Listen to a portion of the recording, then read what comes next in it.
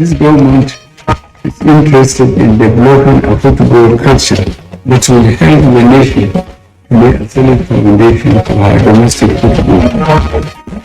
The Paris is a 10-year football master plan says Nigeria will no longer tolerate mismanagement of resources.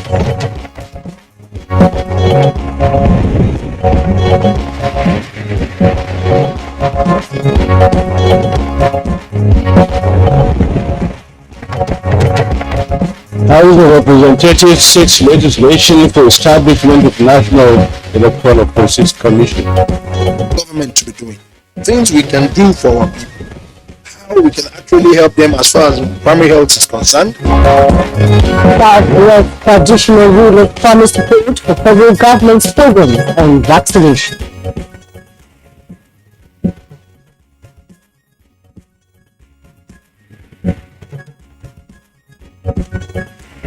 And good morning, Nigeria. Today we shall discuss Rotavirus Vaccine and also take a look at 3 years anniversary of wild polio virus eradication in Nigeria. The disease burden of rotavirus is generating a lot of concern due to the number of deaths recorded annually worldwide. Now, records show that rotavirus has existed for over 5 decades and causes the death of about 500,000 children globally, with nearly 95% in Africa and Asia. That's a scary statistics. There are rotavirus, the virus that infects the bowels, causing severe inflammation of the stomach. And medical experts say the symptoms of the virus tend to be most prominent in children between 6 months to 35 months, which can manifest within 2 days after being exposed. Now, studies and research indicate that rotavirus spreads easily among infants and has been misconceived as teething problem. Juma? Quite misleading there, Nadabo, but experts say it is rather associated with severe diarrhea and dehydration, with other symptoms ranging from fever, vomiting, abdominal pain to irritability.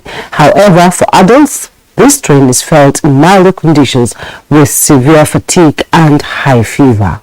And since 2006, vaccines have been available, but in short supply across the globe. Invariably, the World Health Organization, worried by this development, is recommending that all countries introduce rotavirus in their national programs to prevent the 2.4 million deaths projected by 2030. Incidentally, Nigeria has the second highest number of deaths, with over 50,000 from rotavirus.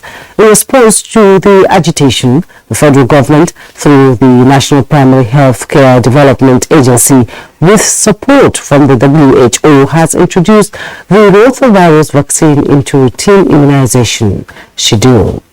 And indeed, the introduction of the vaccine into the RI program is in recognition of the magnitude of rotavirus-related diarrhea disease, and the immunization program aims to avert children's death from the disease annually. It is indeed good news for Nigerian mothers, as the vaccine will be free of charge to all infants from 6 to 14 weeks as revealed. With the introduction of rotavirus vaccine, how much of economic impact will this bring, and what percentage of morbidity and mortality will reduce in Nigeria? This will form our line of thought today on the topic rotavirus vaccine. This is Good Morning Nigeria. I am Jumma Yusuf, saying thanks for joining us. And we also have a second topic, which is the 3 years anniversary of wild polio virus eradication in Nigeria. I'm Yusuf Usman. You're welcome to the program, and we're reaching you from the network service, rather on the network service of the NTA. As usual, we just have our complimentary segments at the appropriate time, but for now, here's the morning news that is with Farmer Pani. Good morning, Farmer. The day is cold. It's a little bit rainy outside.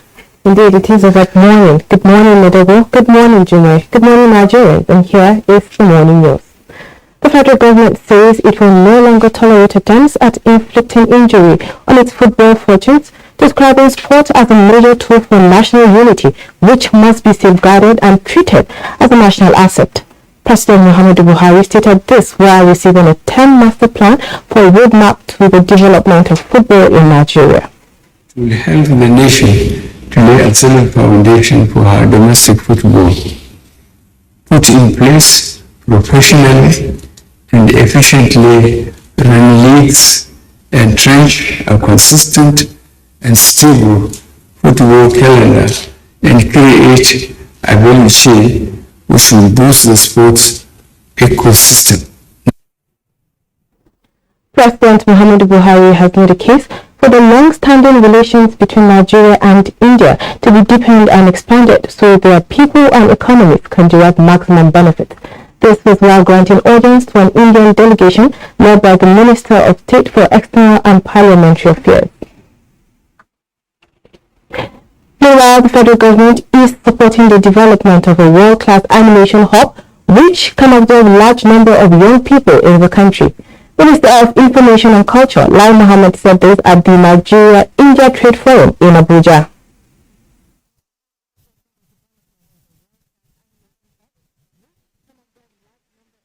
The cost of production considerably cheaper than in other markets, and after proper training of its raw talent, Nigeria could become a new attractive option for global animation studios looking to outsource some of their work, following the model established by countries like India.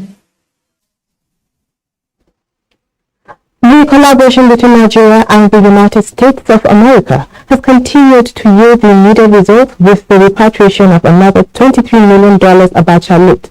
The repatriated fund will be used for the completion of 3 major projects across the country.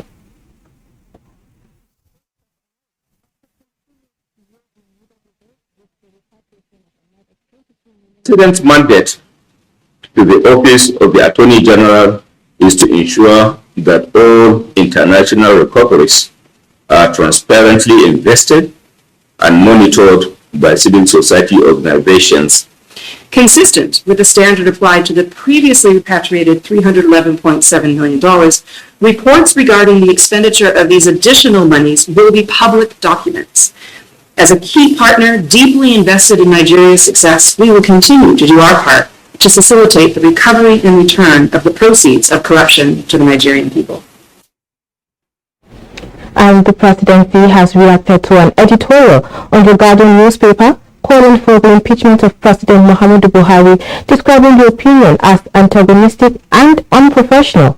A statement by the presidential media aide, Garba Shehu, says impeachment is a process undertaken after high crimes and misdemeanors have been proven, but of late, impeachment has become a partisan weapon wielded by those who have established a track record of hatred towards the president, an attempt to remove from office one who was democratically elected by the people.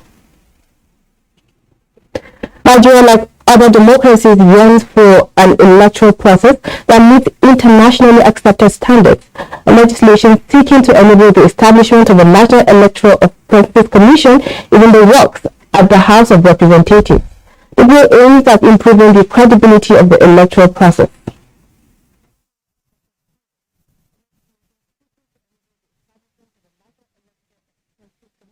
All violators of our electoral laws should be subjected. Don't leave that responsibility to INEC. We have no power to make arrests, and some of the offenders may be INEC officials. We can't prosecute ourselves. We provide Nigerians the assurance of a legal framework for the investigation, prosecution of electoral offences, and for the general improvement of the electoral process in Nigeria. And traditional leaders in all 6 states of the Southwest are promising to use their influence to support federal government's health programs, especially as they relate to promoting vaccines and vaccination. This was at the maiden quarterly meeting of the Southwest Traditional Leaders Committee on Primary Healthcare Delivery in Abuja.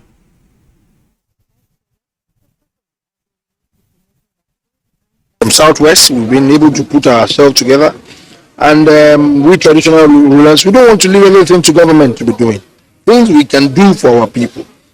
How we can actually help them as far as primary health is concerned. Because the influence of the traditional rulers on the state governments, on local government, and on development partners is very strong.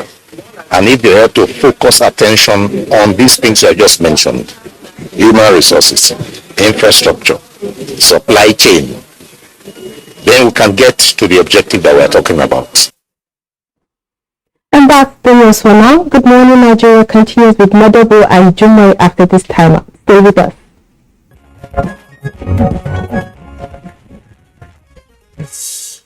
You're watching Good Morning Nigeria on the network service of the NTA. On business news, most entrepreneurs are taking strategic steps to develop their businesses as government creates access for market integration. More on this and other business stories with Comfort Amadou.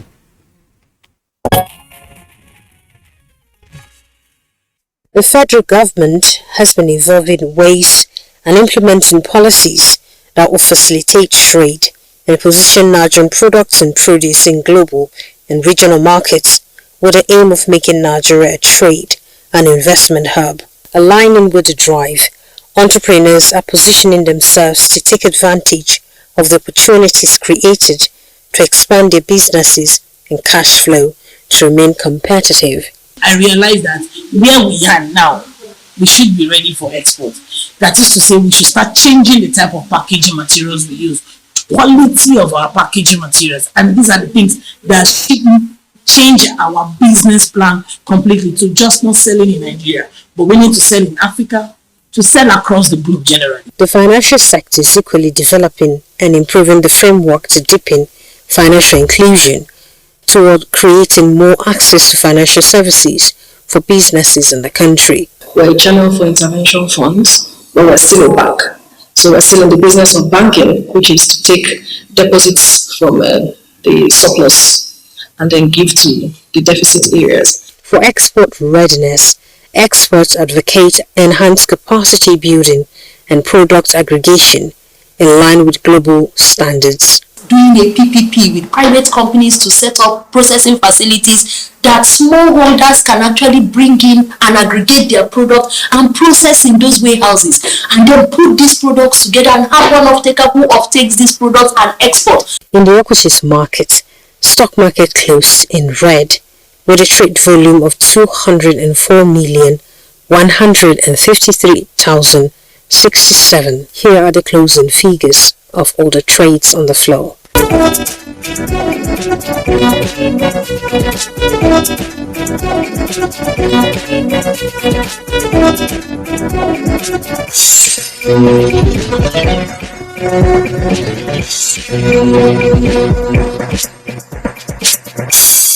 With business news, Comfort Amadou.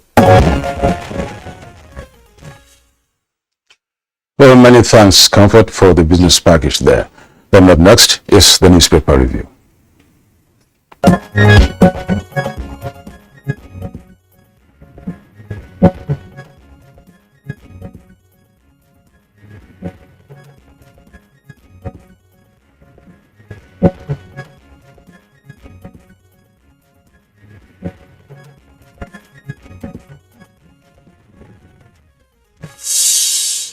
We have some papers in the studio today to, bring you the latest happenings across the country. Let me begin with the Nation's newspaper. And above the masthead, we have $33 million power deal. Finance power ministers to face reps. $33 million power deal. Finance power ministers to face reps. Details on page 3. INEC, EFCC disagree on Electoral Offences Commission Bill. You find the details on page 4. Zenith posts 405 billion gross earnings in 6 months. You find that on page 7. NEPSA asked to refund 13.3 billion naira to government coffers. That is also on page 3.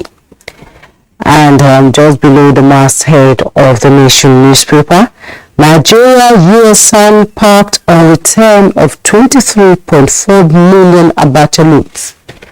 Agreement on asset sharing transfer and management. Find the details on page 2. Flooding. Presidency requires states on ecological funds. Flooding. Presidency requires states on ecological funds. You find the details on page 2. PDP crisis, that's coming from the headlines in the Nation newspaper. PDP crisis, stop bragging, Lamido tells Wiki supporters. With riders, ex-governor falls PDP board chair stand on party leadership. You find the details on page 2. I'm talking about the 10-year master plan, presented to President Muhammadu Buhari. You see the picture story there. Minister of Sports and Youth Development, Mr. Sunday Dari, President Muhammadu Buhari, Chairman Presidential Committee on 10-year Football Development Master Plan, Alhaji Ibrahim Galadima and Sheyi Akinyemi at the launch of the Football Master Plan at the State House yesterday. And coming down to the bottom plate of the Nation newspaper, ASU plans indefinite strike. ASU plans indefinite strike.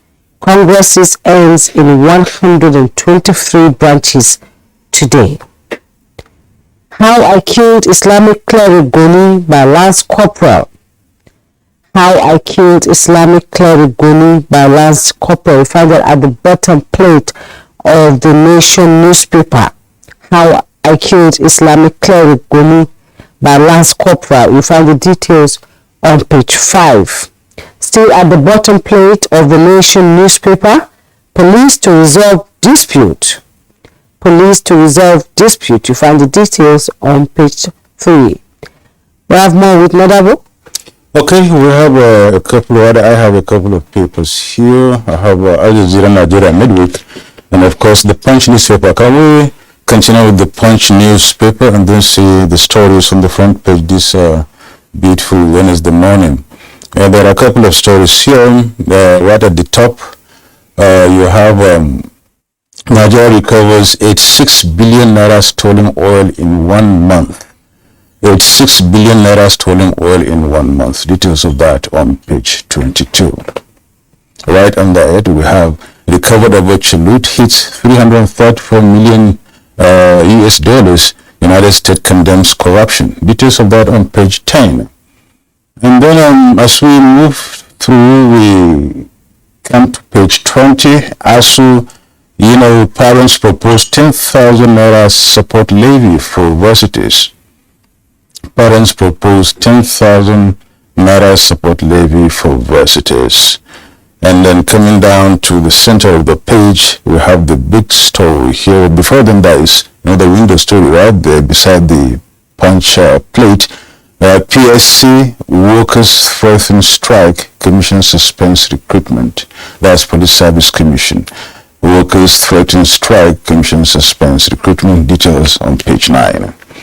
Presidential arrest. Tinubu, Wike meet in UK. PDP talks wobble. On page 2. And the riders are rivals important for 2023 election victory. Amechi lukewarm. Presidential candidates man. This coming from presidential candidates members, Wike's men, saying Rivers State is important for 2023 election victory. Wike has not told us he is leaving PDP, but he is not in Nigeria, says governor's associate. These are all stories associated with this very big story on the Punch newspaper talking about Tinubu, Wike meeting UK, PDP talks wobble. Details on page 2. The picture story is about a truck that crashes into Lagos about an expressway bridge and causes gridlock. Details of what really happened can be gotten on page 12. And then coming down to the foot of the Punch newspaper this morning, we have these 3 stories. And the one on page 5 says FCCPC, that's a Federal Competition Consumer Protection Commission director, dies fighting female colleague. And then probe begins. Page 5. On page 9, Buhari, Sultan condemned Yoruba Islamic cleric's murder. And finally, on pages 4 and 5, 12 NNPP supporters, passengers die in Nasarawa Ondo crashes. So details of this can be gotten on pages 4 and 5. Now let's take a look at the Al Jazeera Nigerian midweek. But before we do that, Juma, let's just look a little bit into this story of Abuja recovered loot that is 334 million US dollars, in which the United States condemns, corruption. You recall here we talked about this, and we talked about the loot when the minister was here, the Minister of Justice, and then we x-rayed this and then saw what really the questions are, what really come into it, and what they are being used for, and this another recovery. You recall also that we talked about the fact that the Buhari administration was the only administration that was able to recover so much loot, and that's because of the confidence the international community has in Nigeria. So with this 23, as we learned, it seems as if the money is going to be judiciously used to the further completion, I think, of the second Niger bridge. Yeah, and then the Abuja, Kano Expressway and the Lagos-Abuja Expressway. Lagos-Ibadan, that is expressway. And that's really a good feat, because I know Buhari once said that that was in 2015, 2016. The confidence the international community has in him and his administration, prompted the international community to keep releasing these funds and then for their judicious use. And now we're getting $23.4 million. That's quite a huge amount. Really. Yes. Can we have the Al Jazeera Nigeria, the midweek, and then see the stories on the front page? Right. Right under the masthead of this very paper, we have the following stories.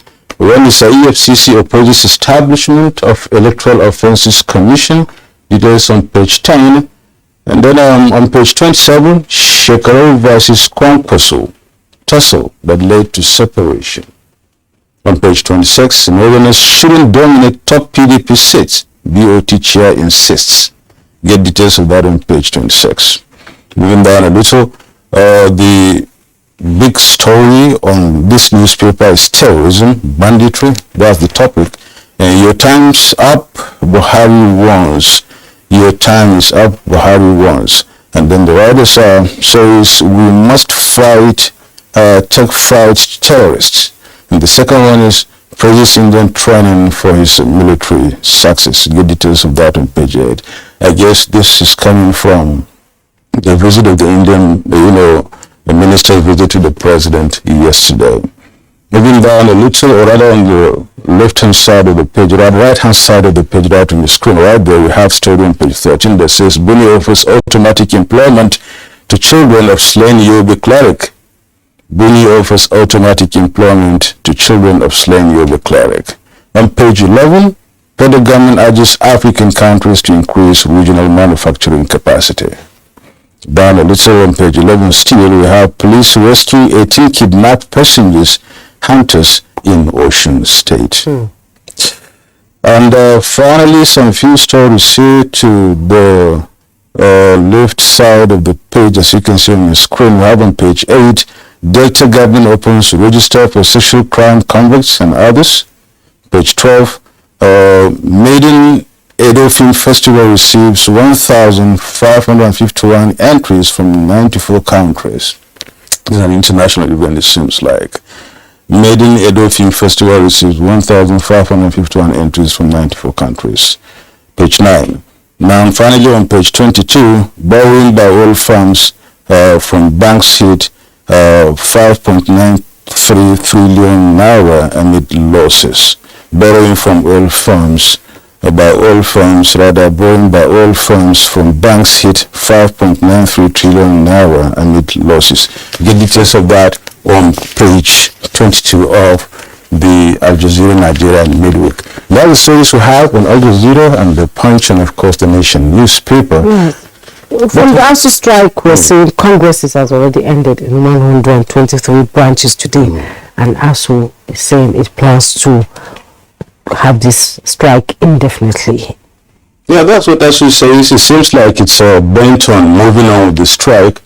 But the other, heartwarming story is coming from, still on the topic, is coming from the National Parent Teachers Association that is proposing here, as we see on the Punch newspaper and some other papers which carried it today, that the parents proposed 10,000 naira support levy for varsities. Yes. Now, that in a way is just trying to, show how concerned parents are. Sort of cushion the effect. Yeah, since government seem to lack so much funds in order to meet ASU's demand and university's demand, it seems they are saying that 10,000 naira support from every parent will go a long way in assisting the universities and running the institutions, so that their children and our children, I must say generally, have better education. That's a good gesture. Indeed. And these kids are tired of staying at home. They need to go back to school, to learn, to be active, and idle mind is the devil's workshop. It's like we're sitting on a keg of gunpowder. The more they stay at home, the more we seem to see, a lot of unrest, a lot of crime going on. I'm not saying they are criminals, but staying at home idle, it's just not good for these children, because they are hyper, they are a new generation. They need to be actively involved in doing something, and I think the parents are really helping there. We hope that they accept it so that our kids can go back to school. Last week we talked about flooding here. We discussed flooding, and now the presidency is saying it's quarrying, the state on ecological fronts. What are they doing with these funds? What efforts are they doing to reduce the impact of flooding on the people and the suffering the people have to go through every year? We discussed this last week. We did quite okay, and this is a perennial thing. Every year it happens. Flooding here, flooding there, lives lost, properties destroyed, and a lot of other negativities about all these things. But I think the subnational should, be a little bit proactive in this, and jettison the issue of leaf materials anytime there is flood and people are aware, people wait for that. I think it's high time they hit the directive of the president, and then use ecological funds judiciously, and then try as much as possible to reduce the effect of flooding. At least let's hope next year there wouldn't be so much of that, given the fact that we think and we hope they are going to really make the best use of ecological funds. So if you want on the other side too, the people should really accept that and move it on. They should also assist themselves in that regard. Now, that's the newspaper review. We'll take a break now. Stay with us.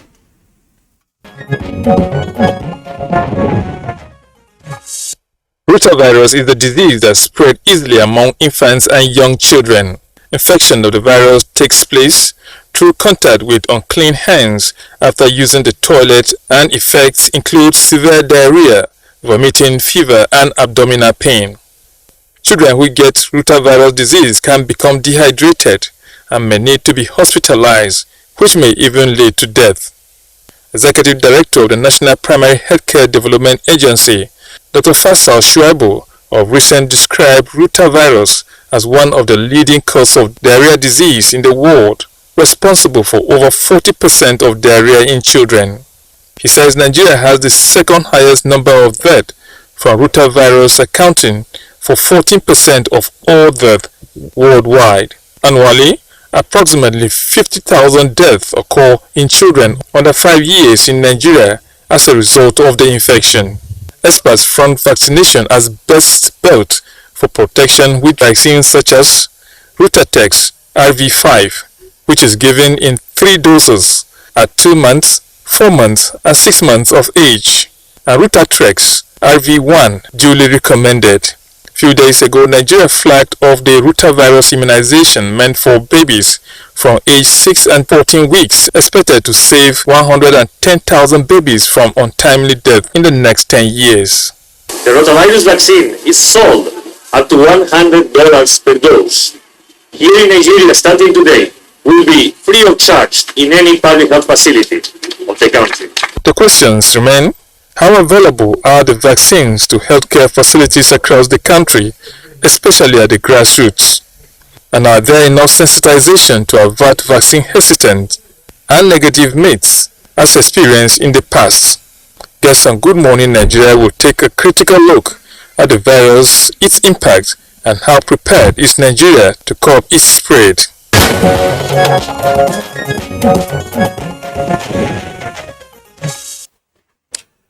Well, many thanks, Joseph Watson, there with the background report. And we have our guests who are already seated here in order to discuss this very important topic this morning. And here in the studio we have Dr. Faisal Shuaibu, Executive Director and Chief Executive Officer, National Primary Healthcare Development Agency. It's a pleasure to have you, Dr. Shuaibu. Good morning, viewers. Thank you for inviting me. Thank you so much. And we also have right here in the studio Dr. Eduardo Saladis, UNICEF Nigeria Chief of Health. Welcome to Good Morning. I hope I mentioned that I'm pronouncing it properly. You are indeed. Thank you very much. Good morning, Nigeria. Thank you so much.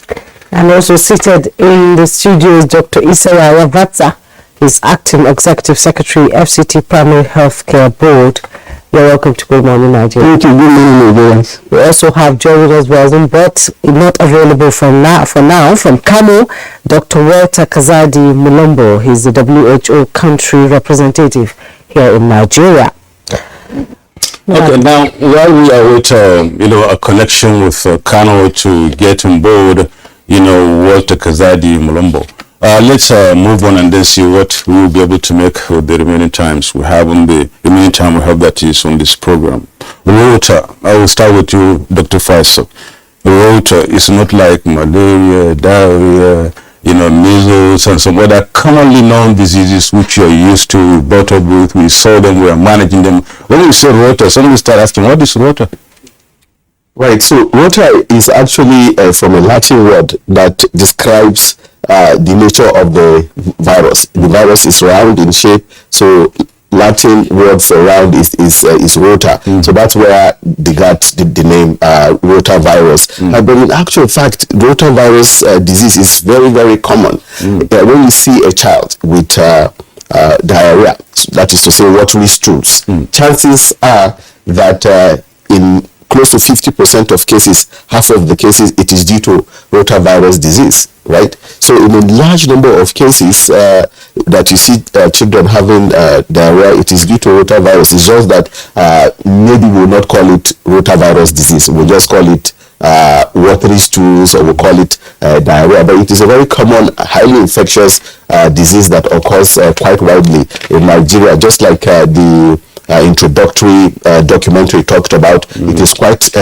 common in Nigeria and responsible for up to 50,000 deaths in children under 5 on an annual basis in Nigeria. So it is a big deal. If it's a big deal, I mean, why will it be a big deal ever since? But now, why the hype? Why the noise?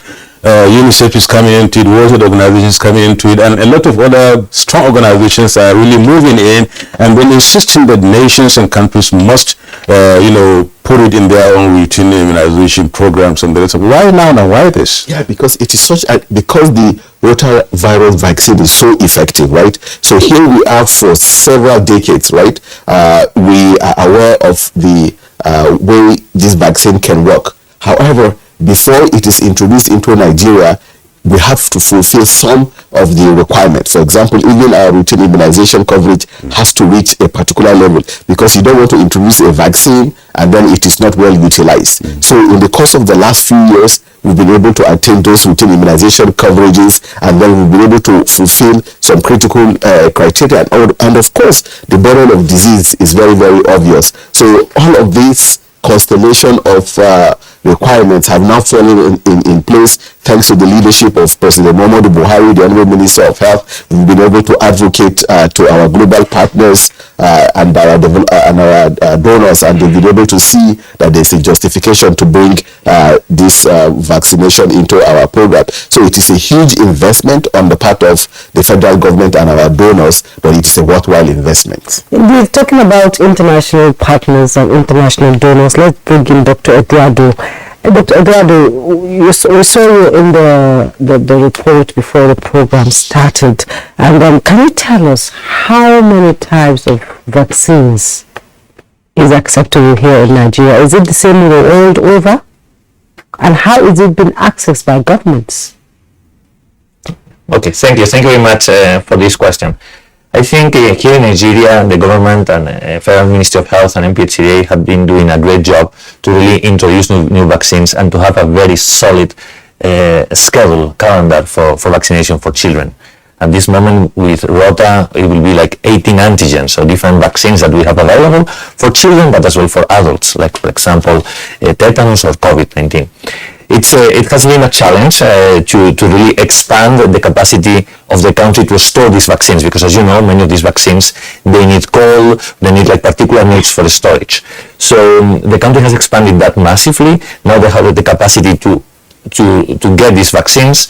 And regarding the timing and for the calendar for children, I think we have a very sound, safe timing for the vaccines. Rotavirus is going to be administered at 6 weeks, 10 weeks, and 14 weeks, but as well to any children under 1 year old that didn't receive it previously. Before yesterday, before Monday, the vaccine was only available at private sector and some private facilities. As I was commenting, it's a really quite expensive vaccine in other countries. But here, starting on Monday, it will be fully for free in the Northwest, North Central, and Northeast, and next month as well in the Southern states. So I think this is really a good landmark for the country. Doctor, yeah. The acting executive secretary FCT Primary Healthcare Board, and you're right at the center here. And of course, any other meaningful good example that could be given about this will be from your own domain. Tell us, this vaccine and this vaccination in the FCT, for instance, how is it going to be? What are the plans on the ground, for instance, in order to reach out to as many children as you can? I know children, whenever there are things like this, and if they are really new and novel, especially when they have the name Rota, not measles, whatever, again, some eyebrows will be raised. What are the plans by the FCT in order to address this issue and get this vaccine, far and wide? Thank you very much. The good news is that it was flagged off in FCT on Monday. And the good news also is that as at yesterday, the vaccines are already at the facility level. Have been distributed to primary healthcare facilities, and it's free of charge. And the good news is also that people have already been sensitized to take up this vaccine. The good news also, I always want to tell you the good news. It's all about good news this time around. The good news about the vaccine is also the fact that it is free of charge, cost nobody any trouble in FCT in terms of giving it to the children. And then the fact that this vaccine is available to be available at the doorstep of the patient. And it also beyond putting it at the facility level, we also have outreach facility, outreach services that will be providing, taking this vaccine to the doorstep of the families. The other important thing is that different stakeholders have been sensitized to take up this vaccine. This is going to be a different ballgame in terms of acceptability. And then, of course, any parent that experienced diarrhea in his children is eager to take up this vaccine. This is the vaccine that will solve the problem. And also the bad news. You don't allow your child to have diarrhea before you talk about the vaccine. It is only when you are taking the vaccine that you can be protected. And then also the bad news about it is that it cannot be treated with antibiotics. Okay. So the best bet is the vaccination, other hygienic practices, hand washing, care of the layer, environmental sanitation, and host of other things, and also taking other vaccines. I always want to use my other vaccines like other vaccines that routine immunization. Okay. Routine immunization so that you can protect yourself from other diseases, common diseases in our environment. The other thing I also want to tell people about, I always use myself as an example. Anytime I hear about vaccine, particularly for adults, even for children, I use my own children as a first case. Even this COVID, when I take the vaccine, I don't even tell my family, I took the vaccine myself first, because I know that the best way to produce vaccine, it is to protect you from the disease. And even the way the vaccines are developed. And I think this is the information the public need to know about vaccines. They are produced from a product that will stimulate your system to produce an antibody against that disease. And once it produces that antibody against that disease, if you come in contact with the disease, you will be protected. And for the community to be protected properly, we need a larger population to be vaccinated to achieve herd immunity, what we call herd immunity, 70-80%. And the good news is also FCT. Very soon, virtually all the children that will be taken to our facility will be vaccinated. This vaccine is available already in the facility. We are also going to expand to private sectors. Private health facilities will also make them available. We have over 400 health facilities that provide routine immunization and to be available all over. Free of charge. Free of charge. I think people need to know that it is free of charge. But Professor, we need to identify a disease before we start talking about vaccine, and this disease has already been established. Most people think when children are purging and having diarrhea, they think it's the teething process.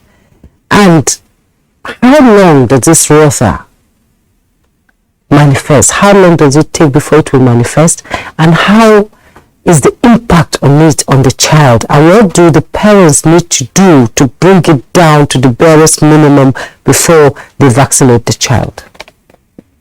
So first up, it's always better to give the vaccine. Like they say, prevention is better than cure. So it's very, very critical that once the child is at 6 weeks, you go for the other vaccines that you're already aware of, and seize the opportunity to also take the rotavirus at 6 weeks, at 10 weeks and 14 weeks, right? So before the child reaches the age of 1 year, they should have visited the health facility 5 times for the different routine immunization vaccines. That needs to be very clear to every mother, every father, every guardian in Nigeria, that you have to go to the health facility 5 times to get the childhood immunizations. And now we've introduced the rotavirus vaccine. Why is it so important that we herald this progress in our ability to protect our children? Because rotavirus is a virus that exists all over our communities. It's there in spaces, it's there on surfaces. Where do you get it from? Actually? So it's a naturally occurring organism, right? Just like any bacteria, right? So it's a virus that is available. So the most common way to contract it is through food and water, right? And also when you touch a surface, right? This is why it is most common in children that are aged from 3 months to about 35 months, around the time that they are beginning to play around and touch surfaces that might be contaminated. And once they touch a surface that has the virus, then they can put their hands in their mouths, and exactly at the first point, then they get infected. And then after about 2 days, they start having fever, they start vomiting, and then thereafter, they start experiencing diarrhea. So diarrhea is watery stools. Now, once they start experiencing those types of symptoms, the usual thing, like you mentioned, is people wondering is just teething. But in a number of cases, it could be due to other diseases, right? It could be that the child has malaria or pneumonia, and diarrhea might be one of the manifestations. But for rotavirus infection, you begin to see that the child starts getting dehydrated, right? The child gets weak. Sometimes the child will be crying, and there will be no tears because they don't even have adequate water. Exactly. When I was doing the research, no tears. That's it. And then you begin to see that their lips are very dry, and that is why it's very important what Dr. Vasta has mentioned, that you continue to do exclusive breastfeeding even when the child is having diarrhea. You make sure that you continue to observe hand hygiene. You continue to make sure that you give ORS, or oral rehydration solution, along with zinc. It's very, very important that to protect our children from this disease, that we observe good personal hygiene, environmental sanitation, because this is a disease that occurs in environments that are not clean. This is why even young adults also contract rotavirus. The only thing is that it may not be as severe. Exactly. Well, it could be. Exactly. Absolutely. Those are some of the causes of diarrhea and vomiting even in adults. But when you're an adult, of course, it's too late for you to take the vaccine. That is why it's important for you to take it at the points that we've listed. You said there's no cure. So if an adult gets it and we cannot take the vaccine, what happens to the adult? Well, the good thing about it is that it is, because it's a virus, it is eventually self-limiting in an adult, right? So you get sick, right? But over time, if you take the right types of, supplementary measures, such as taking oral rehydration solutions, you rest, then over time your body's immune system will overcome it. But for the child, it can be, the beginning of the end for that child if the child is not well managed. Dr. Faisal, let's just dwell on that a little bit. Some further clarification will go a long way. in explaining diarrhea generally. Diarrhea, looking at it from the point of view of just knowing it to be diarrhea as we used to know among children, among adults, and whatever. The normal reason being given is some hygienic reasons, bad hygiene, and then it's often related to bacteria generally, because you can have it as maybe part of symptoms of cholera and some other things. But here we are today talking about a diarrhea. Caused a diarrhea-related, diarrhea-like disease caused by a virus, and that, as she said, it may not have any cure as such, but the virus is around to just stop it from spreading. Explain further for us and give us further clarification to differentiate this very rotavirus and its own symptoms as it is from the normal diarrhea we used to have, especially the ones that affect the adults and the ones that affect the children, which is not rota. Right. So the distinction between rotavirus disease and any other type of diarrhea, for example, in an adult, right? A typical adult, if you're having diarrhea, it's probably related to a meal. And this is why it is important that she calls it food poisoning, because the onset of the diarrhea and the vomiting is linked to ingestion of food that even you realize that, maybe that is the source of the problem. And then, of course, there are indications that maybe other people that ate the food are also suffering from the same symptoms, right? That's typically what happens when you have food poisoning, right? But for the diarrheal disease that we see in children, typically a child will react to any illness with diarrhea. That is why they call it diarrheal disease. Okay. Yeah, that's it's a normal feature with children, that when they are sick, as a matter of fact, when the child starts having diarrhea, you know that something is going on. But out of this multitude of diarrheal diseases, we've been able to do investigations, right? So when you take the diarrheal stools, when you take fluids from the guts of the child, we've been able to grow this virus. That is why we got to realize that a large proportion of diarrhea may be due to illnesses, right? But there's a significant proportion, close to half of these diarrheas, are actually caused by this very naughty round-shaped virus that we call the rotavirus. Now, if the diarrhea is non-specific, for example, it is due to malaria, pneumonia, or any other disease, once you treat the malaria or the pneumonia, then the diarrhea stops. So you have now treated the root cause of the problem. But we've now been able to recognize that, hey, with those diarrheal diseases that are due to rotavirus infection, we now need to find a way of protecting the children from contracting the virus, because we do know that there is no known cure for viral diseases, right? So your best approach is to prevent it. And this is why we've been able to engineer a vaccine that protects against the virus. How does it do that? That is what Dr. Vata has sort of alluded to. So when you give the vaccine to the child, it uses the natural immune system, the natural systems of the child, right, to develop specific proteins that we call antibodies, right? Once it develops those antibodies, the antibodies are able to now remember the next time the actual virus infects the child. So what you are giving to the child as the vaccine is something that looks like the naturally occurring virus. Okay. Right?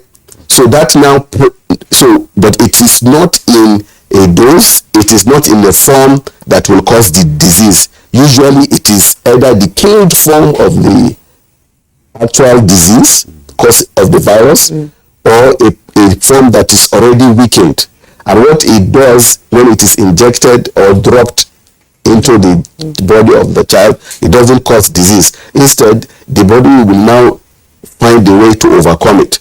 So by overcoming it with the antibodies, the body now knows what to do the next time the real culprit comes. It is all ready, and then destroys the virus before it can cause disease. So what vaccines, rotavirus vaccine, measles vaccine, hepatitis vaccine, they work in all similar ways. They just use our natural body system, trains our body's natural system to fight the actual disease when it does occur. And this is very, very critical, because when people talk about, the white men want to kill us, that is why they are giving us vaccines, it is ridiculous, because even before these vaccines were brought in this form, Africans already took herbs to protect against some diseases that they are already aware of, right? The only thing that is different now is that the formulation is different in a way that makes it easier for us to do it on a larger scale. So vaccines, since the advent of history, are the most important public health intervention that we know. Okay, let's hear from... Our Zoom is ready? Yeah. Okay, the Zoom is ready. That's Dr. Walter Kazadi Mulumbo. Kazadi is joining us from, Kano. He is the World Health Organization country representative in Nigeria. You're welcome to Good Morning Nigeria. Good morning, and thank you. Good. Let's go along and then move on with you and then hear your own perspective or your own views about this very topic we're discussing this morning. As you should have known, it's a rotavirus and then it's a vaccine, and it's used in Nigeria, having been launched, and then how people are going to receive it. You reside in Kano. You are in Kano right now, I must say. And then being in Kano, a very cosmopolitan city, and where we think there are lots of people that may be affected by this, lots of children that may be affected by rota disease. How is the story in Kano? And then so far, given its cosmopolitan nature, how are people receiving this message of vaccination against rota disease? Thank you very much for having me on this mission. And sorry I joined late. I've been having issues to join the meeting since early morning. I came to Kano with the purpose of meeting the Emir of Kano and the Executive Governor. Partly it's to support the Scales 3.0 implementation, where Kano is among the states that have done well. So I'm expecting that Kano will do well also in terms of introduction of rotavirus vaccine, which is very, very important. I see the city's cosmopolitan is pretty much populated, and looking around, you might expect that something that the real diseases in infants and children should be something common, and that's one of the messages I'm going to emphasize with His Royal Majesty this morning and the Executive Governor. Kano has a history in terms of addressing vaccine hesitancy from the time of polio, when they got on board with help of the Sultan of Sokoto and Emir of Kano. Things change. So I'm going to carry this message to encourage the Emir of Kano and the governor and authorities to really encourage the population here to bring children to get rotavirus vaccine, because rotavirus is a major cause of diarrhea disease in children, and if we can scale up this vaccination soon, we'll avert a lot of unnecessary infant and children deaths in a place like Kano, where I am. So I look very much forward to this visit, which will start in the next 1 hour and a half or so, to bring this message over. Okay, just a little. Let me just make a little follow-up there. Given the antecedents and the history of Kano as regards, vaccine and its acceptance and reception in Kano, how equipped are you to see to it that your visit becomes really fruitful? What are you going to really put on the table that will look as a step different from steps being taken in the past, in which case would yield something more positive then maybe some resistance, God forbid. Sorry, I didn't get your question very well. Would you like to repeat, please? Now, what I'm saying is, what are you going to do differently now in order to address the issue of hesitation and resistance in Kano, given its own history as, a place where people hardly would accept such, vaccines just easily, I must say? They've just done it with COVID-19 vaccination. Kano was among the states that were lagging behind, and they are among the 4 states that are showing the way. We indeed are looking forward to learning more on what Kano did differently, and I'm sure it will also apply to rotavirus vaccination. And this is why my visit to the Mayor of Kano today this morning is very, very important. I'm going to encourage him and the council to really get on board, use what they've done for polio, use what they've just shown for COVID-19 vaccination, and I'm sure it's new, it's unfolding, but it's worth pushing because it will make a huge difference in this city of over 20 million population, and also give an example to the rest of Nigeria that it can be done. If it can be done in Kano, it can be done everywhere. So, and we are really confident that with our discussion, the Emir of Kano and other traditional leaders, and I'm aware of the role they play for polio, for COVID-19 vaccination, I'm sure they will help a lot in this new campaign. And plus, the vaccine is free, so why not go for it? Because it will save Nigerian children. Yes, but Malumba, I know you picked Kano because of the population there and the issues we must have had with the polio vaccine. Then you have a real interest in Nigeria and how our health system works. This vaccine has been introduced into the Nigerian health system, but they say it is in short supply. So how can Nigeria procure this, and what are the necessary plans that has been put in place for procurement of this vaccine to be able to handle the kind of population we have in a place like Kano? Yeah, thank you. The issue of the vaccine short supply is a global one, but I don't believe the rotavirus vaccine has an issue to supply a country like Nigeria. The vaccine is available, but alongside this introduction, we've been supporting the Nigerian government to build capacity for local manufacture of vaccine. So, and you know that WHO is selected Nigeria among the 6 countries for introduction of mRNA technology.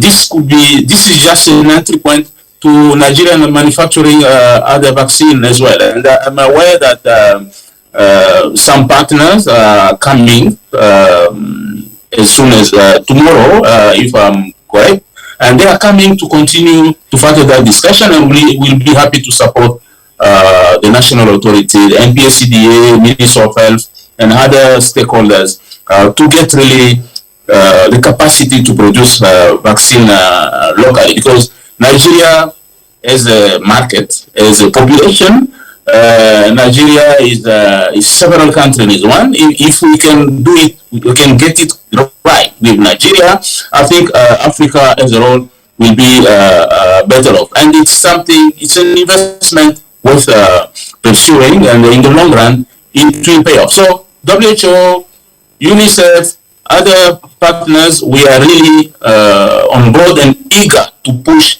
Nigeria to get that capacity to produce vaccine and another medical product locally. I believe Nigeria has a capacity to do that. Dr. Malumbo, thank you so much. Let me come back to the studio here. Dr. Eduardo, let's have your take on that question I threw to him. Yes, thank you. I would like to complement that at this moment we have 3.8 million of doses of vaccines for Rota at country, that we are receiving next month another 1.4 million doses, and by the end of the year we'll have 19 million doses of vaccines, of rotavirus vaccines stored in the country. At this moment, for some key vaccines, there are not issues at global level. For example, this year we don't have any issue with having COVID-19 vaccines available at country level. However, Dr. Molungo and WHO is right. We want as well to change the narrative. So to create capacities and to support the government to develop capacities at country level to develop vaccines. Nigeria, as you know, was producing vaccines until 15 years ago and seems like 100 years ago. So the capacity to do it is there. But I would like to go further. It's not only about having the supply of vaccines ready. It's about how is our capacity to deliver these vaccines to the children and to the adults that they need that. And for that, what we need is a strong primary healthcare system. So it's not enough having the vaccines in our warehouses. What we need is to have human resources, doctors, nurses, chiefs, VCMs, voluntary community mobilizers, engagement of traditional leaders. What we need as well is a strong supply chain. What we need as well is good data to know where we have what we call the zero-dose children, the children that they don't have any single vaccine. We need to know where these children are so we can reach them and we can actually improve the vaccination coverage.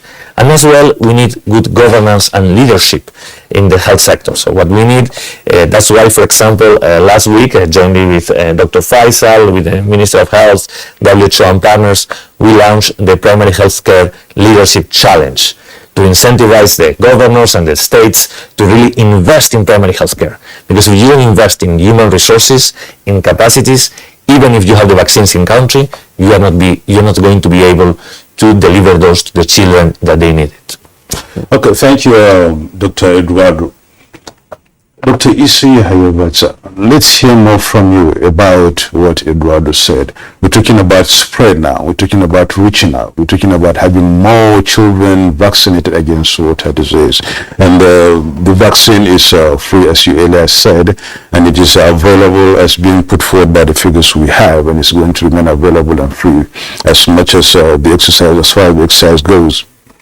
What is the reach, if I may ask, what's the reach and how aggressive for you in moving into the hinterland? The others see the urban, settlements may not be so much of a problem. But reaching out, as you said, a strong primary healthcare system is very important. What's the reach? What's the spread? Coincidentally, as of yesterday, I was in a facility, a very remote facility in Kwali Area Council, and the vaccine was already at that facility.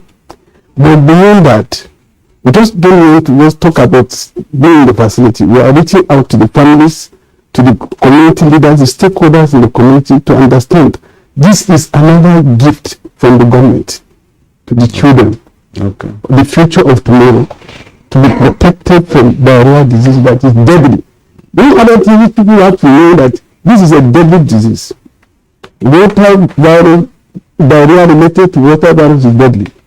And the only solution to it is to be protected by being vaccinated. And once a child is vaccinated with other measures, exclusive breastfeeding, proper hygiene, and a host of other measures that protect that child from other infections, the child will be protected and will grow well.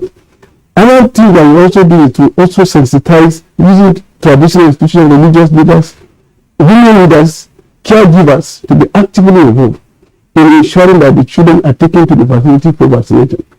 And then we are on ourselves in terms of leadership challenge. The FCT administration is really committed to this cause. In fact, that is why they co-funded the launching of this program in FCT, and the FCT being the first place where it was launched, we are taking off. We are taking off to reach out to the public, to the children with this vaccine. And I'm also very pleased to hear that the vaccine supply will be continuous. Mm-hmm. So the issue of challenge of shortfall is not even there. The issue is that people should bring their children and be vaccinated. And if you reach any facility, you don't have describe where they are, please reach out to us. I can even give a number that you can reach out to us in FCT. Maybe I can just call the number and say that they reach out to us. You don't have any child to go to a facility in the list. Call the number. 080 33 142 463. Call it again. 080 33 142 463. You can reach out to us. If you are taking your child for vaccination and they are telling the vaccine not there, please reach out to us. We arrange and bring the vaccine to your community. Yes. We don't want any child to be missed in this exercise. Every child should be reached with the vaccine. There is this issue of immunization. Generally, we were brought up to find that, health workers go from house to house, knocking at doors, asking for children for vaccination, and then, tagging and numbering and, putting the house in order and then marking it. That's for statistic purposes, and that's another way of reaching out. Dr. Faisal, when we come to this level, I didn't hear any one of you talking about, this house-to-house issue. We've all been referred to, primary healthcare systems, take your child, not that we meet you at home and do this. Is rotavirus different from this? Is the approach not in this relation? Is it because it's between 6 to 14 weeks or thereabout? How is it? Is there going to be any house-to-house thing, or how is it going to be? Talking about the primary healthcare system and the strength of it that's been alluded to by Eduardo here. Yes, so there are two different ways of getting vaccines to kids. So the rotavirus vaccine is being added to what we call the list of childhood immunizations, the routine immunizations, the same type that your parents, my parents, took us to the health facility for. So it is normal that when a child is born, the parents should take the child to the health facility, right? Like I mentioned, 5 times before 1 year. And then by the time the child is about 15 months, then the child has another vaccine that they need to take. That is what we call routine immunization. The house-to-house campaigns are supplemental to the routine immunizations, right? So for instances where we're not able to reach kids, we now organize a campaign to reach them. Those campaigns are very expensive. They are not normative. They are not the normal approach. The normal approach for any responsible parent, any parent that understands the importance of vaccination, is that once you give birth to a child, it's part of the responsibility of parenthood that you take the child to the nearest health facility. And there's no place in Nigeria where you will walk more than 5 kilometers or travel more than 5 kilometers and you don't find a health facility, right? But with this introduction, we are putting them in the health facilities. But apart from taking the kids to the health facilities, even as part of this routine, there's what we call outreaches, right? So every health facility encourages people to come to the health facilities to take their vaccination. But that health facility also, usually about once a week, plans outreach sessions where they go to the communities with the vaccines, with their cold boxes, making sure that the vaccines are kept in the temperatures that will keep them potent. And they go to the health facilities and give go to the communities and give the vaccination. Sometimes the site of these outreaches are the palaces or the compounds of the traditional leaders. This is why traditional leaders are very, very key when it comes to primary healthcare. Only yesterday, we hosted the Southwest Traditional Leaders Committee on Primary Healthcare Delivery, led by His Imperial Majesty, the Oni of Ife, along with paramount rulers from 6 Southwest states. We had an opportunity to look at how we can deepen the conversations, the collaborations that we've experienced with the Northern Traditional Leaders Committee that were very, very key in the eradication of wild polio viruses. So those lessons are what we're replicating in the Southwest under the leadership of the Oni of Ife, who showed very, very strong leadership. He demonstrated his passion. It was a very, very successful meeting because we're able to align around how government can utilize the platform of traditional leaders to reach the people, because we all know in Nigeria that the traditional leaders, the religious leaders, are the custodians of our cultures, the things that we hold very dearly. And when people hear from their traditional leaders, they know this is good. And we realize that we've not been doing enough of this, right? This is why we had the issues with Kano. Right now, Kano is a completely different place, right? It's absolutely, people understand that Nobody is trying to poison you. Nobody is trying to stop you from being vital. So when we came with the COVID-19 vaccination, right, Kano took off like an airplane, doing very, very well. And I hope that other states that are not doing as well, will learn lessons from states that are doing very well. Now, over 40 million Nigerians have taken the vaccines, and they're doing very well. I am sure you guys have also taken the vaccines, right? Including the boosters. Absolutely. 40 million Nigerians cannot be wrong when it comes to COVID-19, right? So we want to have these vaccinations completely rolled out. We're now moving not only from the health facilities, we're going settlement to settlement, door to door, using the scales 3.0 to make sure that people have the opportunity. So we're not looking at just coverage, but also equity, that no matter where you live or work in Nigeria, you have the opportunity of access to COVID-19, but also the health workers are going with other vaccines, including the Rotavirus Vaccine. In the next few weeks, they'll be going to houses, going to marketplaces, motor parks with the vaccines. So we're delivering an integrated approach when it comes to this vaccination. So it's not just the COVID-19, but it's also the opportunity to deliver a broader range of services, including vitamin A, supplementation, we're deworming kits, using this opportunity of COVID-19 to make sure that Nigerians have access to primary healthcare services. Yes, it's all about willpower, and Dr. Eduardo has said government must invest in primary health care, because at the hinterland, at the subnationals, that is where the primary health care comes into focus, because that is where the bulk of the patients are.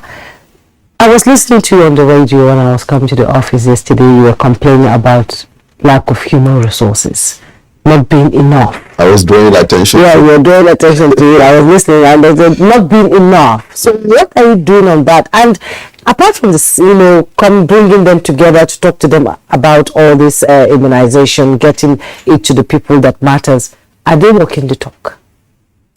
Yes. So if you recall, in March of this year, the Federal Ministry of Health convened through the National Primary Healthcare Development Agency the PHC Summit, wherein we brought our donors, development partners, private sector, traditional religious leaders to align behind a vision for primary healthcare in Nigeria, where you don't have to go more than a kilometer to find a primary healthcare center that can deliver good quality primary healthcare services. You go to such a health center, they have the right and full complement of health workers that treat you with dignity, with respect, right? You go in there, you are well greeted, and by the time they attend to you and you leave that health facility, you look back and say, wow, that is fantastic. I can't believe that I'm actually living in a primary healthcare center. I can't even believe that I am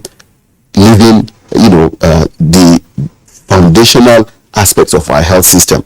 We want to have those types of primary healthcare system. So we are harmonizing and streamlining all the resources. Instead of disparate investment, government does this, the donors do this, the partners do this, the private sector.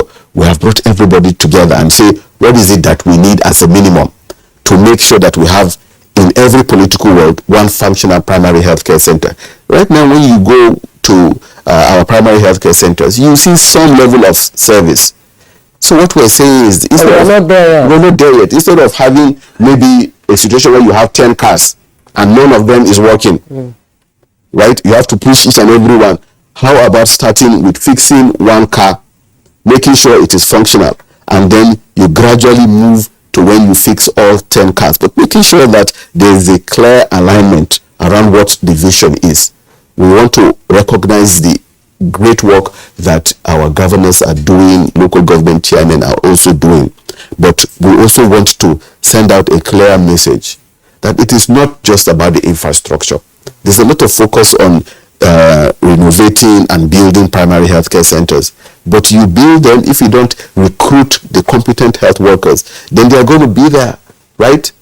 They'll be invaded by goats and reptiles. So the first and the most important thing is to make sure that in your primary healthcare system, anywhere in your state, that you have the full complement of health workers that can deliver their services. As a matter of fact, if I were to talk about the extreme, you can deliver primary healthcare services in one room, but you need a health worker that knows what they are doing, a health worker that will deliver the quality service and do it in a way that is compassionate. Those are the things that we want to focus on. It's not about having 20,000 primary healthcare centers in your state. It's about the quality of those primary healthcare centers. And the first level is to make sure that you don't have 100,000 health workers in your employment. But out of these 100,000 health workers, how many of them have the right certification? They have the right qualification. They have the right attitude. They have the right motivation to get the job done. If they don't, then you need to streamline them. Those who are not supposed to be in the primary healthcare space, you can deploy them into other sectors where they can really be utilized. They can be retrained and work in other sectors. But health is so specific that you need people that have the right training, because you never know. You could retire to a village and then you'll be responsible, for the kind of service that you get in your primary healthcare center. If as a leader you do not do anything about that primary healthcare center, well, when you are in your 60s or 70s or 80s, you will go back and meet that primary healthcare center that you refuse to invest in. So the message is very clear. It's unequivocal. Human resources, human resources, human resources.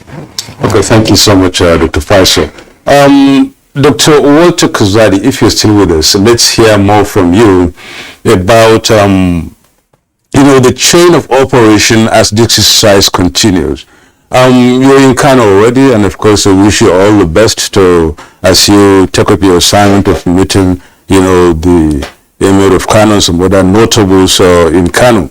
But while that is ongoing, can we hear your views about this chain of operation, looking at, the starting point to the end product, where you have the cold chain, you have the personnel as being put forward by Dr. Faisal, and then where you have, the children being brought forward. If this happens, what incentives are there? What incentives are there, most likely, if we're lucky to have you on? What incentives are there in order to encourage, parents to bring out their children to get vaccinated against rota disease? And how strong is that? Thank you. First of all, I'm sorry I was disconnected. First of all, I wanted to add my voice to what Dr. Faisal was mentioning about primary health care. And from WHO perspective, as you know, primary health care is really, rather than a system to deliver health services at a grassroots level, primary health care is really an approach in a whole government undertaking, in a whole of society undertaking. It has several components. So if we look at primary health care as an endeavor of the Ministry of Health, then that will be the beginning of our issues. We are talking about multi-sector policy and action. It's not just the Ministry of Health, it's the Ministry of Finance and other ministries. Different donors that are supporting PHC in Nigeria are also interacting with different ministries. Bringing those ministries at grassroots level, it's important so that they harmonize the policies and action. And the second component is community empowerment. That's where the traditional leaders really a role to play. I would like to congratulate Faisal and his team for organizing this traditional leader quarterly meeting, or we hope to join the one from the Northwest Zone, another zone when they are organized. And the last component is to have integration of services and public health functions. Disease outbreaks start in the community, in communities, and end in communities. So we need to empower the communities and to address the issue of shortage humanity, implementing task shifting, and we can also use community mobilizers to deliver some of lower level function and free the time for healthcare workers. And we also need to bring the community to disease surveillance and response. The number of deaths, to come to your question, the number of deaths that we will avert, but by rolling out the rotavirus vaccination, it's in itself an incentive if it's well articulated. The recognition is an incentive, so we can tap into different type of incentives, not necessarily monetary. Recognition, access to training, capacity building are all form of incentive that we could tap on. And I'm really looking forward to discussing with the MF of Kano to see what the community might be expecting for them to contribute to this public health undertaking, which is worth pursuing. So, listening to the community is also an important element as we plan to roll out the public health intervention. So, I look very much forward to the outcome of this interaction. I'm sure it will feedback into the discussion we're having now. Over. Thank you so much, Dr. Marambo. You will still be there because we have another topic to discuss with you. Let me come back to the studio. Dr. Eduardo, everything has a time frame. Briefly, in 30 seconds, what's the time frame for this program you're having now? So for rotavirus, now we are doing, so it's already rolled out in the Northwest, North Central, and Northeast. In the next month, it's going to be rolled out as well to the Southeast, and Southwest. So we'll have, by this year, we'll have all Nigeria covered with rotavirus vaccine. But as well, this is a long-term vision, right? So where we are going. In one side, we are strengthening the primary healthcare system. This is a much more longer-term vision because we need to train health workers, etc. But as well, we are planning, jointly with Dr. Faisal's team, to introduce new vaccines into the country. So we really hope that next year we'll have HPV in the country. We hope that you will invite us here to talk about that. And as well, even more important, we hope that hopefully next year as well, to have some malaria vaccine available in the country. Dr. Watsa, 30 seconds. Talk to your people. I can always speak to the caregivers, the mothers, and other stakeholders who are taking care of the children. Take your children to the nearest health facility to you for rotavirus vaccination. If you are not able to bring the child, please monitor the outreach services in your community when they bring the vaccine. And beyond this, please take other vaccines. It's extremely important. COVID vaccine is real. COVID-19 is real. The vaccination is effective. Most of the people that die from COVID are not vaccinated. Don't be the next person. Go and take your vaccine. If you are even late, and it's available free of charge. Okay. Rotavirus is free of charge. Neighbors, caregivers, please take your child today. Don't be late. Thank you very much. Thank you so much, Dr. Issei Hayavotsa, the Acting Executive Secretary, FCT Primary Healthcare Board. We wish you all the best. Thank you. And a big thank you also to Dr. Eduardo Celades, UNICEF Nigeria Chief of Health. We thank you so much for being part of this very segment of the program. And we shall invite you next again as you requested whenever the time is up. Thank you. Well, we will now take a break. When we come back from the break, we will be discussing 3 years anniversary of wild polio virus eradication in Nigeria. One stay back.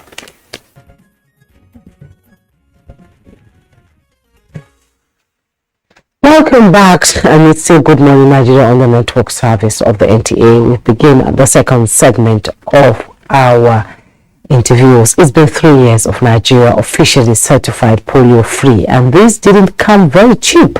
It took years of advocacy and enhanced vaccination to achieve the feat. Nigeria now attained wild polio-free status after meeting all the criteria for certification, which include 3 years of non-detection of any wild polio virus case in the country. Well, it's a tale of good news in the health sector. We still have in the studio briefly. Yes, Dr. Malumba is still in Kano, and I believe he was part of the partners that congratulated Nigeria in 2020 for being polio free. It's been 3 years.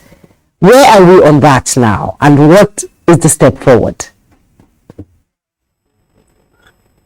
Thank you for your question.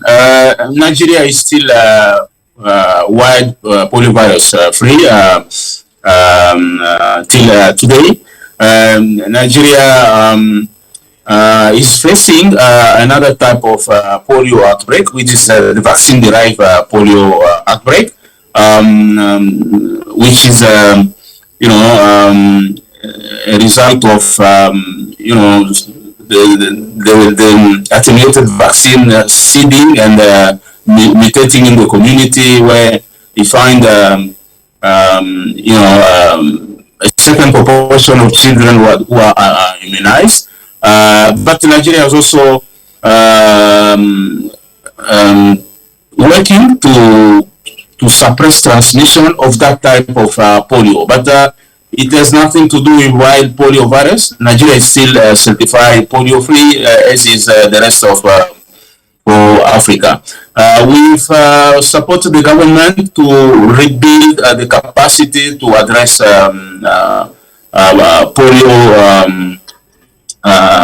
polio transmission, and the transmission of the vaccine-derived polio has been reduced by 80% compared to last year, which is very good news, particularly as the teams have been able to strengthen the surveillance and the capacity for outbreak response. The quality of outbreak response campaign have improved.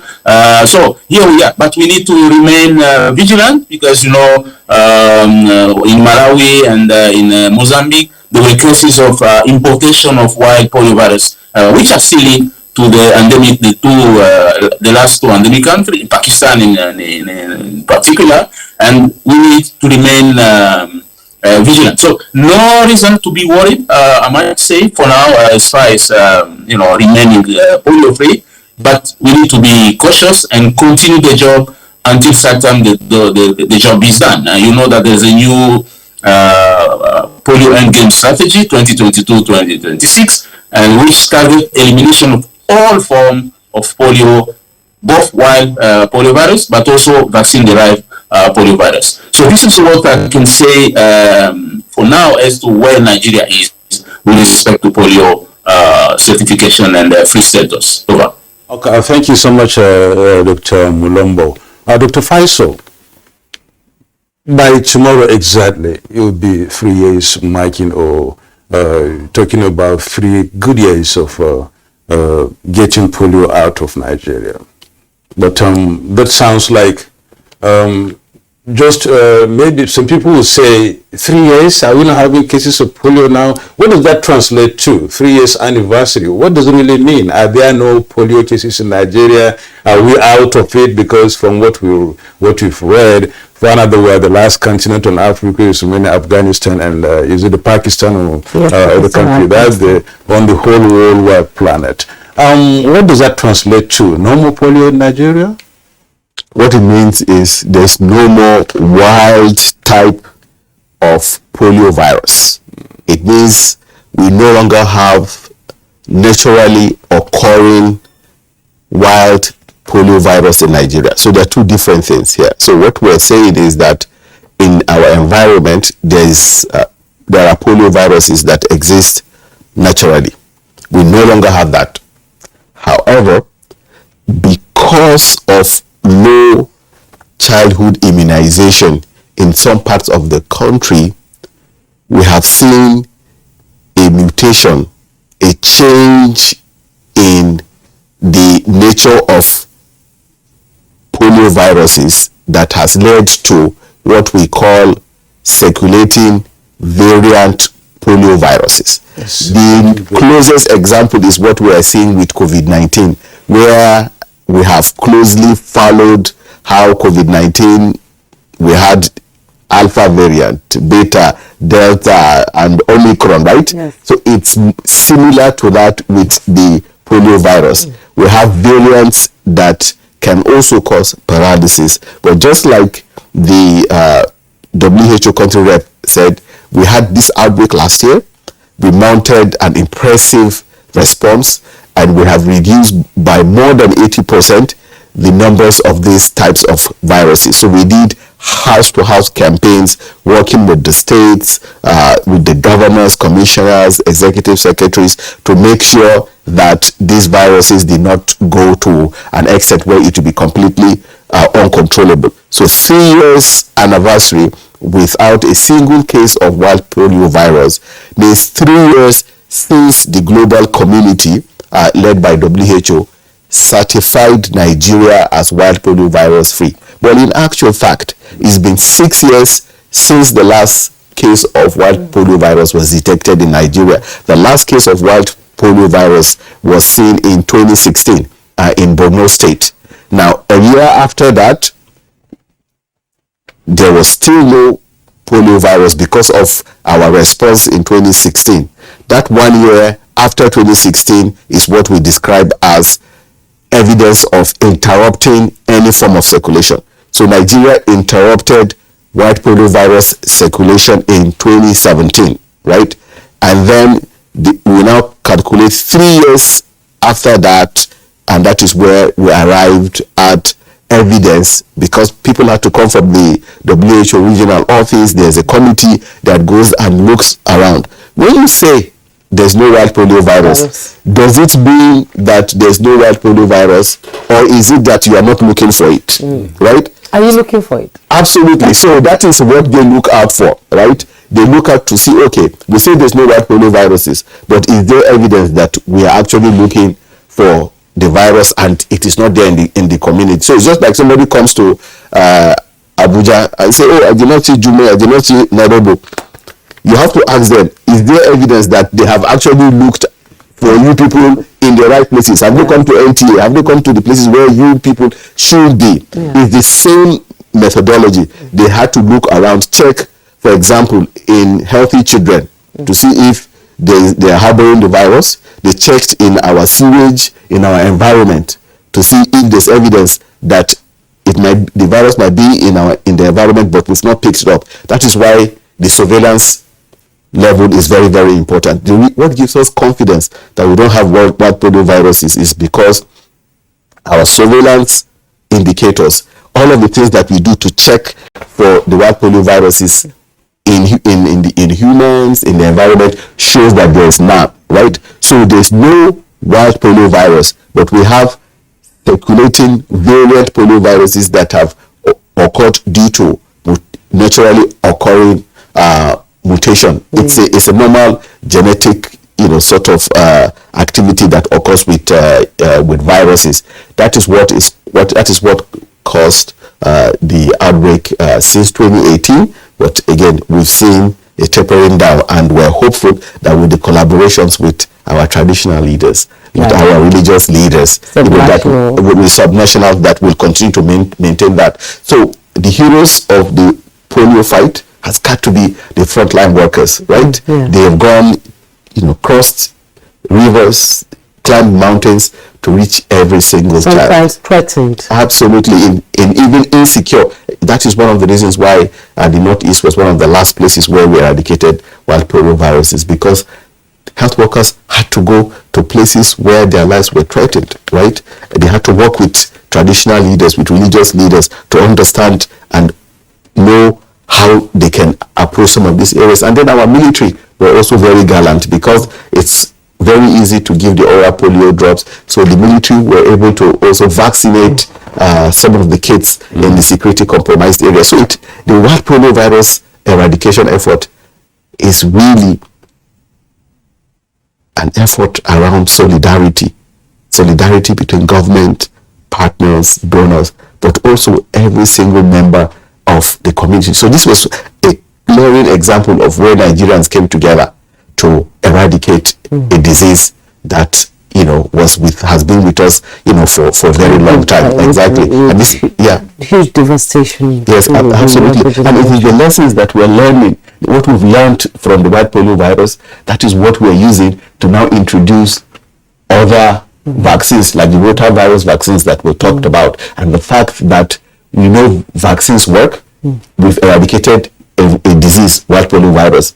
Now we're going to be introducing the human papilloma virus vaccine next year in 2023. The human papilloma virus is what causes cervical cancer. And Nigeria has one of the second highest rate of cervical cancer in the whole of Africa, right?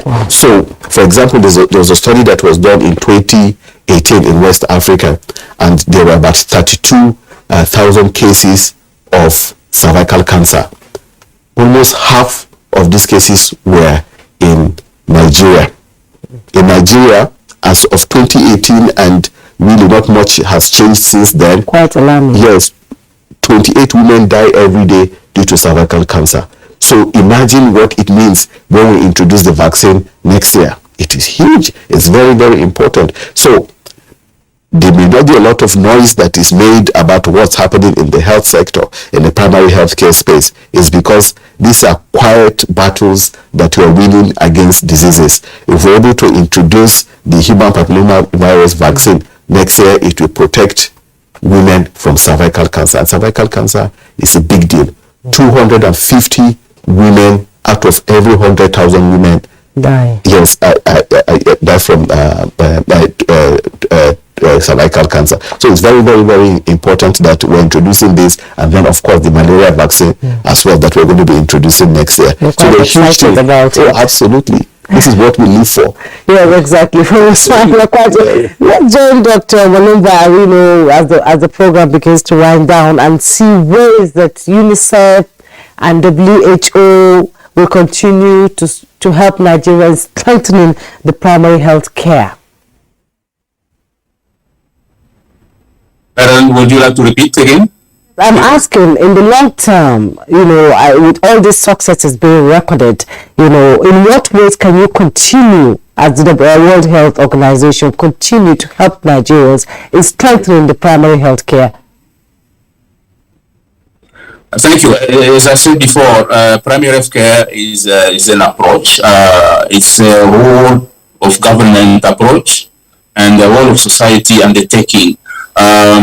So it's very important that the other sector ministries understand that they have a role to play. For instance, how many policy documents outside health mention primary health care in the policy document at all? Whether the security, administration, the territory, whether finance, agriculture, and other. So we need to start building that in the system. And WHO, one of the things we will be doing differently is going really and truly beyond the Ministry of Health to try and gain momentum and endorsement of what health is doing. COVID-19 has taught us that health is crucial to everything we do. We have started, we have engaged with the Minister of Finance, we have engaged and we are engaging still with the Minister of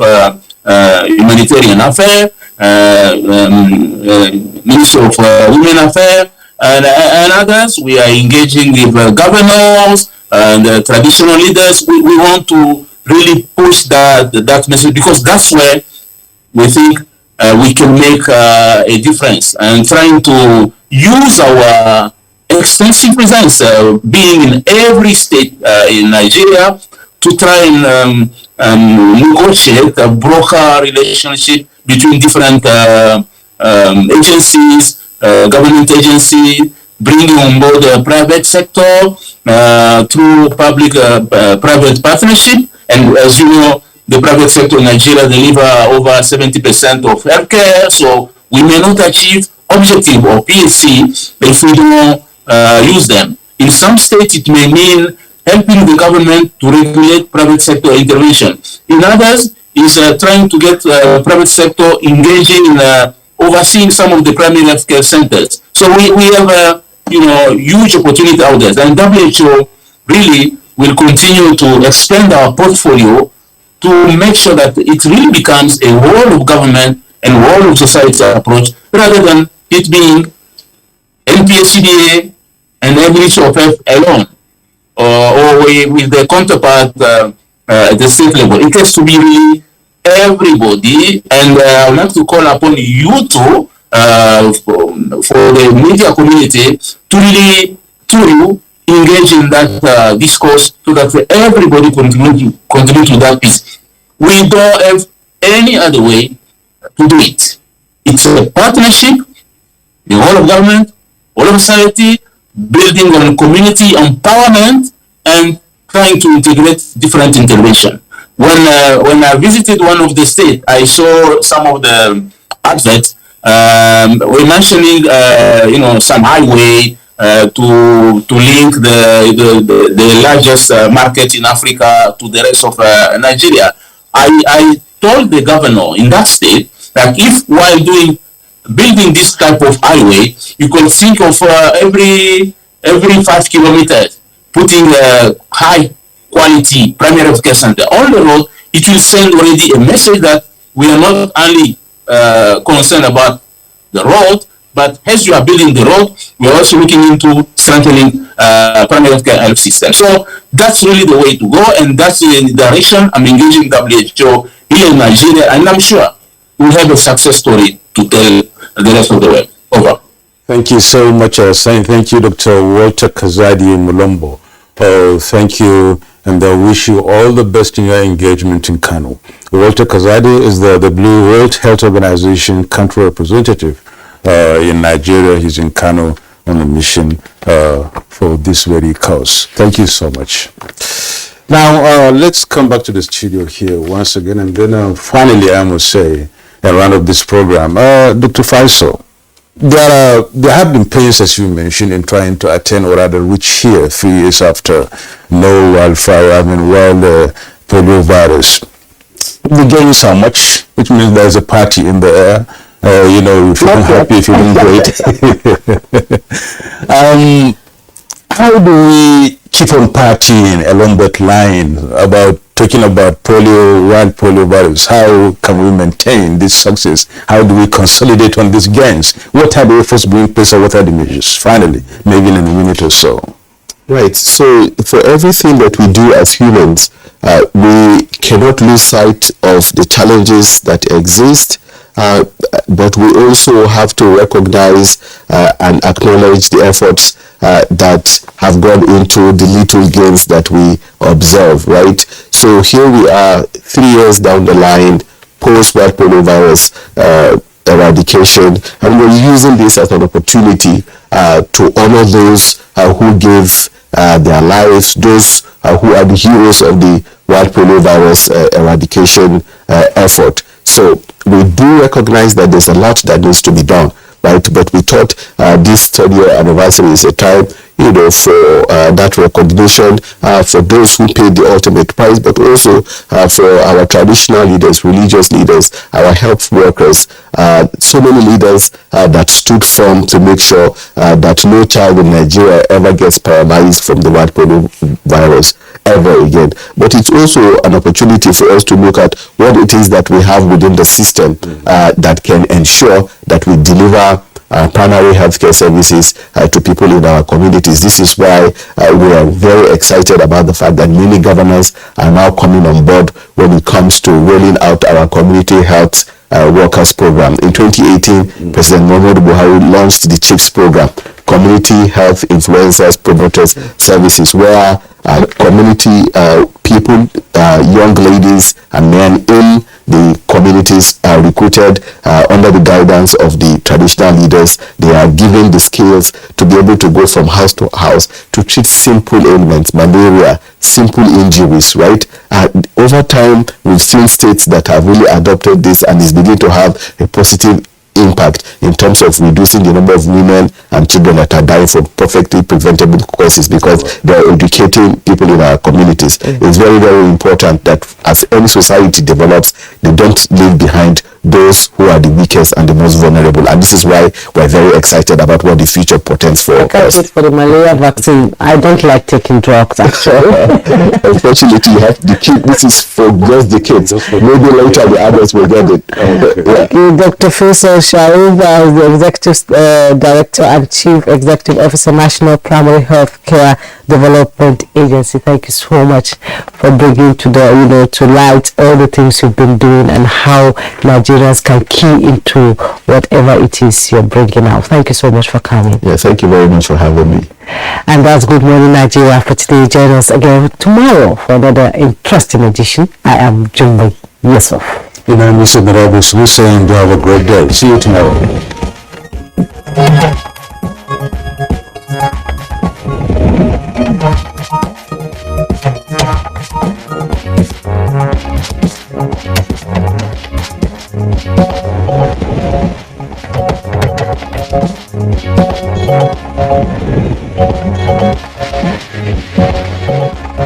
you.